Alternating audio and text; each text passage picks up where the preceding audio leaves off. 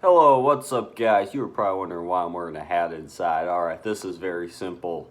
My hair is sticking up, and I don't have hair gel. My hair is really hard to deal with, so I threw a hat on.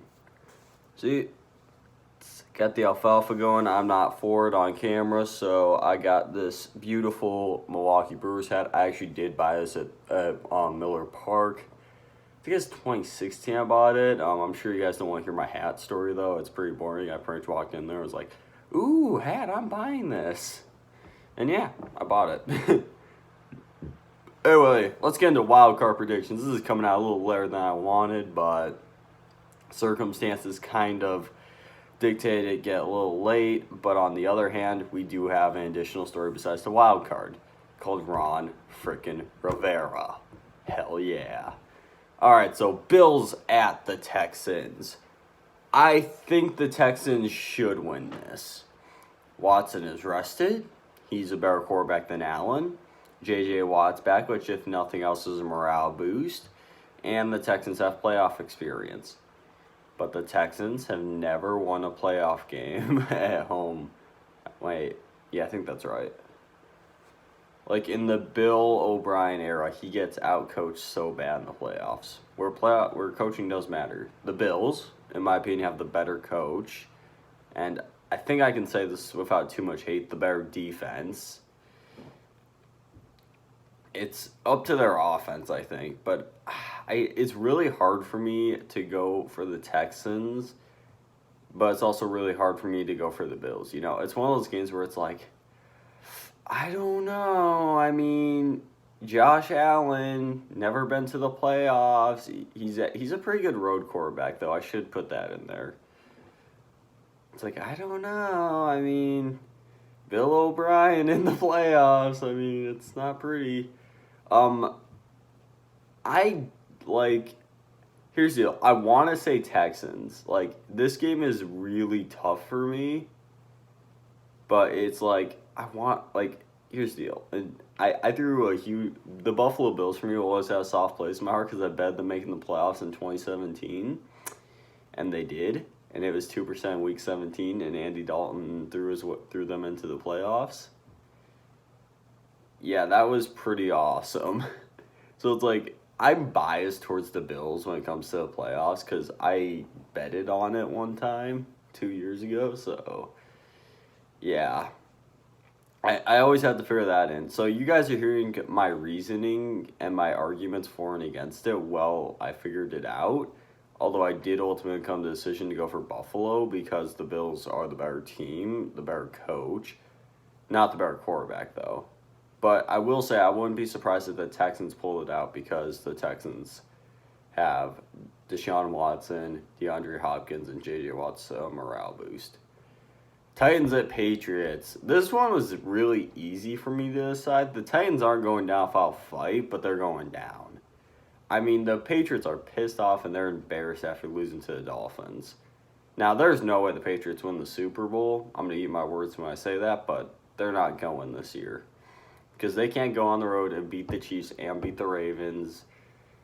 If they were on the road against the Titans, I'd even be considering the Titans because the Titans are red hot. But I think the Patriots are going to come back after being embarrassed and take out all their frustration out on Tennessee. Now, I do think it's going to be a close game.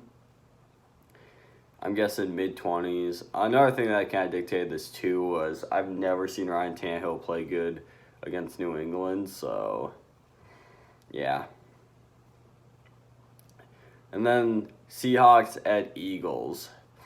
Holy crap, my nose hurts. I love the Eagles. I love their story, but that's what they are, a story. Carson Wentz is great. Don't get me wrong. Well, good, great, whatever you call him. He's been really good. He's been forcing wins the last month.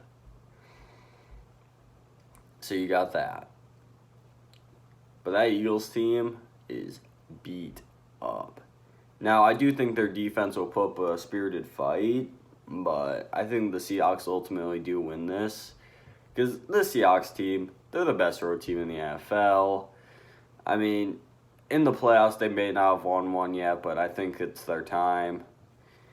Both teams are battered, but I think the Seahawks are going to win. The Eagles, here's the deal. I never want to count the Eagles, but I'm counting out the Eagles. I mean, Seahawks are going to win this, though. I mean, Russell Wilson is going to pull some magic candy stuff out of his ass and win. That's just how it goes. I hope. I swear if I'm wrong again on the Seahawks.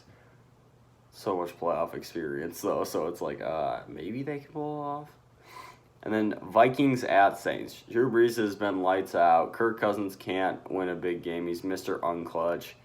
And Saints have home field advantage, and it's one of the best home fields in the league.